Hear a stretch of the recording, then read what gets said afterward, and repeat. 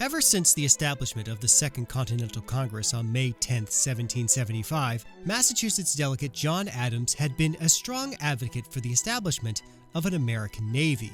But though the establishment of the Continental Army had been done relatively swiftly, the establishment of a Navy was more controversial. An army could be seen as a defensive force, but a navy was more provocative, signaling a claim to sovereignty and independence. Even after war had broken out in Boston that April, and after Congress had approved of an invasion of Canada for later that year, many still clung to the hope of reconciliation with the mother country. The Olive Branch Petition, a last effort at making amends with Britain, had been ratified by Congress on July 5th, and it would be several months before King George III would send his reply. Southern colonies also feared that a navy would establish more power among the seafaring New Englanders. Furthermore, there was also the fact that their opponent, the British Navy, was the largest naval power in the world, and the idea of trying to challenge them was sheer folly.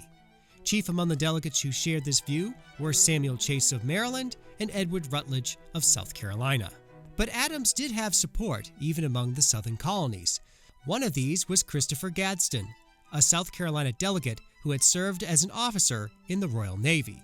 He believed that the Royal Navy was not so formidable to America as we fear.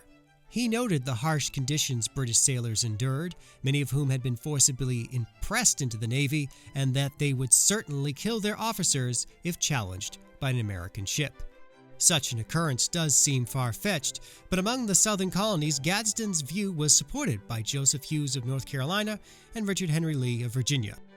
In August, the Rhode Island Assembly had declared the building of an American Navy to be essential and had instructed its delegates to bring the matter before Congress. But the measure was not brought to the floor until October 3rd, and after short debate was tabled for more pressing matters. Ben Franklin was Adams' most influential ally on the issue of a need for an American Navy. But even he lamented that a Navy would not happen until the Congress was no longer fascinated with the idea of reconciliation with Britain.